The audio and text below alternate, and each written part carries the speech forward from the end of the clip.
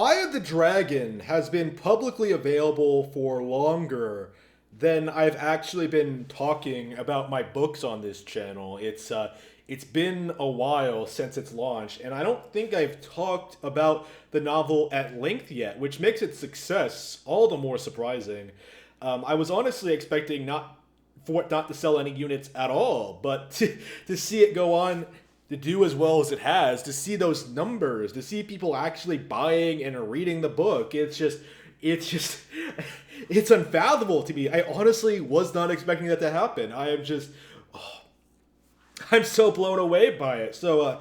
I did think it was I was overdue to really talk about the book as a whole. I think I've talked about it in streams before. I've talked about the general idea of it. I think I've talked about some themes and inspirations, but I don't think I've talked about the whole. Like, I don't think I've talked about what it's about or who it appeals to.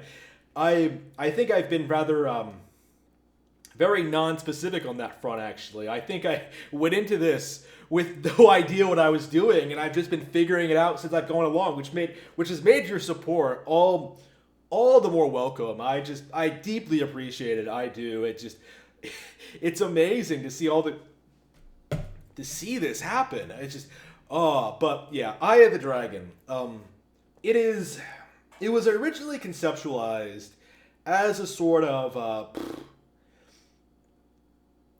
how should I put this? A sort of battle manga series.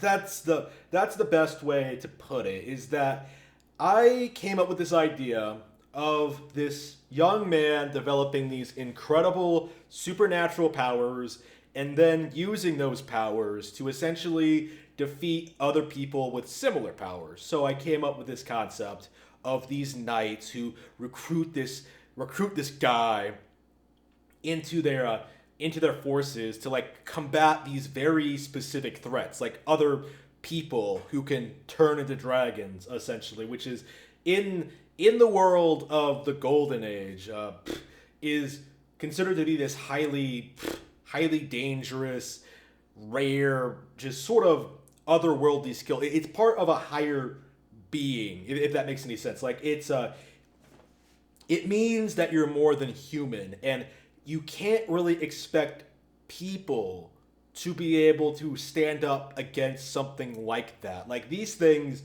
more than simply having incredible powers, can sort of do incredible things. They are almost impossible to kill, for instance, even with using modern conventional methods like guns and firearms. It's just difficult to get them to stay down because they're just that tough and just that invulnerable. So essentially using one to destroy the others, to sort of create this, or at least combat the others, not necessarily destroy them.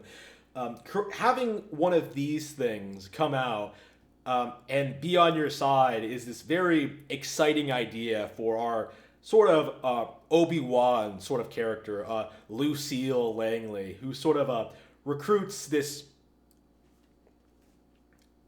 dragon person, Jack, into the Order of the Dragon, which is an organization dedicated to taking out all sorts of supernatural threats, right? And the idea initially, like a lot of my projects, was that it was originally imagined as being one novel, in the very, very early stages. Even my outline kind of looks like this. It was supposed to be one novel where Jack essentially learns he has all these crazy powers and then goes on adventures and fights these guys, and with varying levels of success, right? And it was supposed to be rather short, about 100,000 words, and it didn't work out that way. As it turns out, it was a very, very ambitious project because I found myself wanting to flesh out the world and the lore and the culture and the community and especially the characters. I ended up creating a lot more characters than I originally imagined I would. I'm not sure if this is going to be a thing for me going forward, but originally I came up with this concept of the main character, Jack, his mentor Lucille, and sort of like the enemies he would come across. And since then, I've sort of like fleshed out the world a lot. Like Lucille's married, for instance. You have like all these other protege knights. You have like some elaborate backstories. You have like a history, former dragons that sort of walked the earth and caused trouble for the order. You have all of this stuff that sort of blends together to create this very, very interesting fantasy setting. Very unique fantasy setting, I would say. I think it's rather different than not only Western fantasy novels, but it's Japanese inspiration as well. Because of course it has the Western setting, but I do think it does have a different tone. I think it has a different style. I think it stands out even among its inspiration. Because I've said this before. The novel was inspired by Dragon Quest IV, of all things, a game that really has nothing to do with the actual final novel at all. I don't think anybody would look at this and think it's like this could possibly be an inspiration for it, but it was. It was Dragon Quest IV, Chapters of the Chosen, which was a very interesting game that sort of took all these old cliches and really reinvented them and really created something grand and new. And I just found myself just really enamored with it and wanted to create something with a similar sort of aesthetic, which I suppose that's where the knight thing came from. And the whole dragon thing, I imagine. It's different. It's not quite the same, of course. Like, of course, the Order of the Dragon takes place in like the real world. It has like real world associations with real world history and like just it's different than Dragon Quest. Is what I'm getting at. It's something. It took me a couple of months to write. I don't remember when I started. About 8 months, something like this. I started early in 2019, and then I finished in about September, and I've been editing it since then. And yep, that sounds about right. It might have been a bit earlier than that though. It was only a 90,000 word novel, so it really shouldn't have taken me that long to write. But I did struggle a little bit with just balancing what I was doing in my personal life with this project, right? Something I'm still kind of struggling with today, honestly. Now that I have to promote these books too, I'm having no time for myself these days.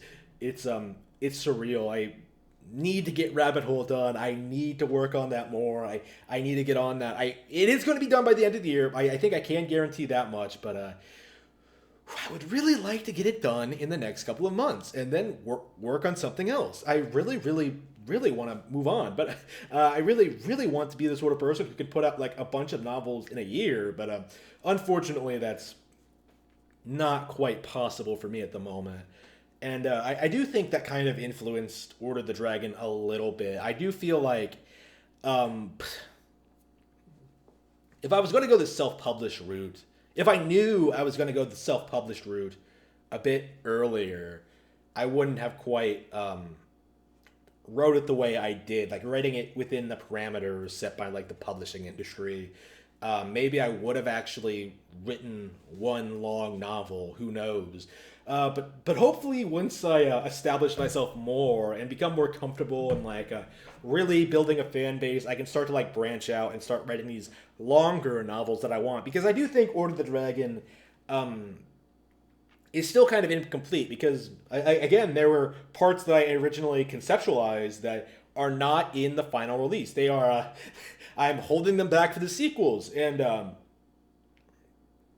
I'm really anxious to make those ideas a reality. So the novel is great. It's very, very exciting. It's very, very intense, very action-packed. Fans of martial arts movies will love this shit. Will love it. It's very, very packed with action scenes. I really, really tried my best to really make all these characters stand out and create all this crazy character drama. I'm very, very excited that it seems to be doing well. It is doing well. I'm very, very ecstatic about all this, and I hope you continue to support me in the future. Thank you very much.